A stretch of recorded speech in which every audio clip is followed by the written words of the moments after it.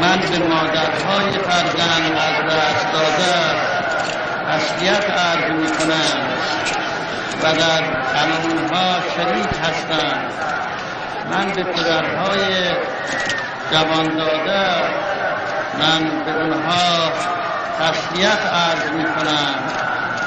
من به جوانهایی که پدرانشون را در این مدت از دست داده‌اند تسلیت عرض می کنم. ما حساب بکنیم که این مصیبت ها برای چه به این ملت وارد شد؟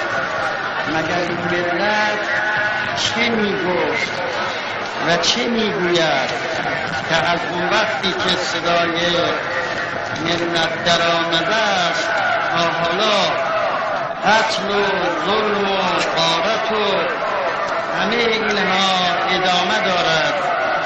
ملت ما چی می گفتند که مستحق این عقوبات شدند؟ از یک شاهی که خودش و پدرش غیر قانونی است، خودش علاوه بر اون غیر قانونی است، وکلایی که تعیین کرده است غیر قانونی است، دولت اون آدم، مجلس اون آدم، تمام اینها غیر قانونی است و اگر ادامه به این بدن اینها مجرمند و باید محاکمه بشن و ما اونها را محاکمه میکنیم. من دولت تعیین میکنم، من تو دهن این دولت میزنم، من دولت تعیین میکنم، من به پشتیبانی این ملت دولت تعیین میکنم، من به واسطه این که ملت مرا قبول دارد